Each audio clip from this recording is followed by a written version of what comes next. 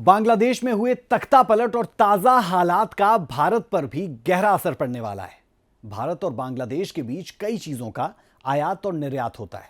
राज की बात यह कि वित्त वर्ष 2023-2024 में दोनों देशों के बीच कुल ट्रेड 14.22 अरब डॉलर का हो रहा था।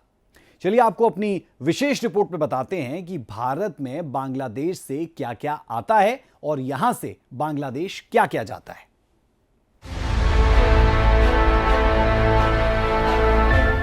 पड़ोसी मुल्क बांग्लादेश हिंसा की आग में सुलग रहा है। बांग्लादेश में फैली हिंसा और तनाव का असर भारत के कारोबार पर पड़ने की आशंका जताई जा रही है। इससे दोनों देशों के बीच होने वाले आयात निर्यात पर भी प्रभाव पड़ सकता है। हिंसा और उपद्रव के बीच बांग्लादेश में उद्योग लंबे समय से बंद हैं। वे अन्य देशों में माल की आपूर्ति करने से बच रहे हैं। अगर लंबे समय तक ऐसी स्थिति बनी रहती है तो भारत में कई उत्पादों की कीमतों पर असर पड़ सकता है। इसके अलावा कई और पैमानों पर भी असर पड़ने की गुंजाइश है। A one-point agenda, that is that the Prime Minister Sheikh Hasina should step down. On 4th August, events took a very serious turn. Attacks on the police, including police stations and government installations, intensified even as overall levels of violence greatly escalated.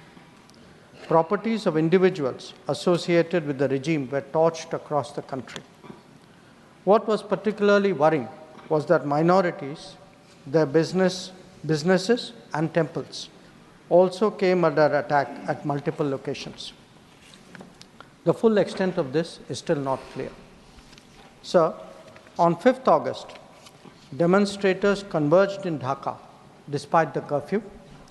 Our understanding is that after a meeting with leaders of the security establishment, Prime Minister Sheikh Hasina apparently made the decision to resign.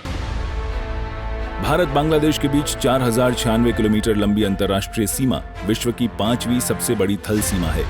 देश के 5 राज्यों से बांग्लादेश की सीमा लगती है। इस पूरे क्षेत्र में मैदानी, जल, पहाड़ी और जंगली क्षेत्र का विशाल भूभाग है और इसकी जनसंख्या भी काफी अधिक है।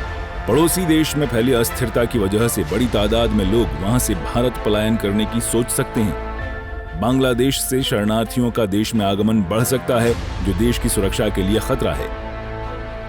तीस्ता सिंचाई परियोजना को लेकर दोनों देशों में पिछले कुछ सालों से बातचीत चल रही है। पीएम नरेंद्र मोदी और शेख हसीना के बीच तीस्ता नदी कंजर्वेशन प्रोजेक्ट पर चर्चा हुई है। इस परियोजना पर चीन की भी बुरी नजर है। जब हालात इतने बिगड़ गए हैं, शेख हसीना वहाँ से आ चुकी हैं। अगर शेख हसीना ही लोगों की आंखों में किरकिरी थी तो वो जब छोड़ के निकली वहाँ से तो वहाँ शांति स्थापित हो जाना चाहिए थी, लेकिन ऐसा नहीं हुआ। इसका मतलब जो एक्सटर्नल फोर्सेस हैं उनका जो एजेंडा है वो कुछ और रहा है और उस पर जो है अमल हो रहा है, क्योंकि अभी भी जो है वो वहाँ पर लूटमार और आगजनी और तोड़फोड़ की घटनाएं आ रही हैं। भारत के लिए चिंता का विषय है कि वहाँ भारत मूल के जो लोग हैं और जो हमारे छात्र हैं उन पर आक्रमण किया, हिंदुओं को चुना जा रहा है और उनको आक्रमण किया जा रहा है, हिंदू के मंदिर जो हैं उनको तोड़ा जा रहा है। तो ये सब निश्चित रूप से दुखदायी है भारत के लिए। इस समय भारत को 3 बहुत ही महत्वपूर्ण जो काम करने होंगे। पहला कि जो भारत के लोग हैं बांग्लादेश में उनको जो आवश्यक सहायता है, सुरक्षा है वो मिले, उस पर वो किस प्रकार से कूटनीतिक तरीके से काम कर सकता है उस पर ध्यान दें।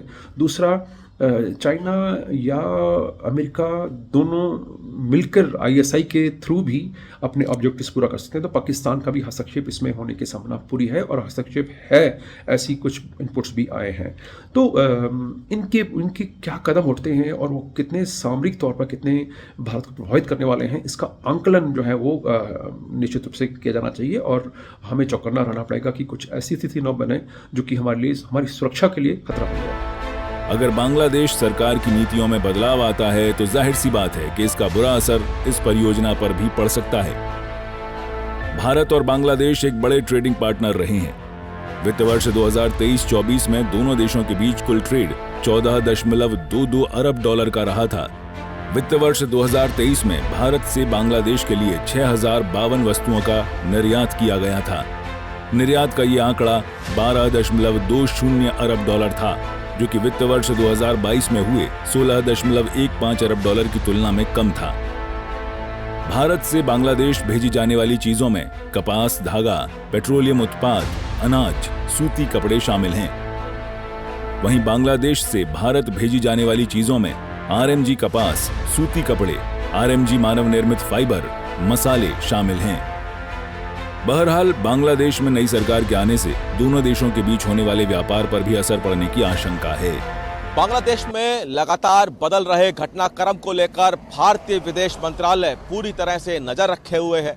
भारतीय विदेश मंत्री एस जयशंकर ने एक सर्वदलीय बैठक बुलाई, जिसमें इस बात की जानकारी दी गई कि बांग्लादेश की क्या स्थिति है।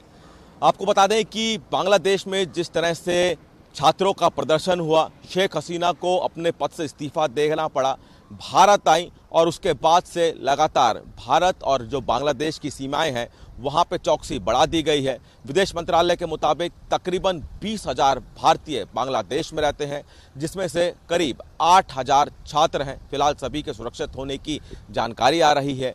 विदेश मंत्रालय पल पल की नज़र बांग्लादेश की परिस्थितियों पर रखे हुए है। गृह मंत्रालय से लेकर खुद प्रधानमंत्री समय समय पर बांग्लादेश की परिस्थितियों पर नज़र रखे हुए हैं। जो सीमाएं बांग्लादेश और भारत की है वहाँ पे चौकसी तो बढ़ा ही गई है, साथ ही साथ जो आवाजाही है उस पर भी खास नज़र रखे हुई है। विदेश मंत्रालय का कहना है कि हर तरह से भारतीयों को जो बांग्लादेश में रहते हैं उनको सुरक्षित लाया जाएगा और इसके अलावा वहाँ पे जो भी घटनाक्रम है उस पर पूरी निगरानी बरती जा रही है। कैमरामैन प्रियदर्शन के साथ दिल्ली से सूर्य समाचार के लिए विनय सिंह।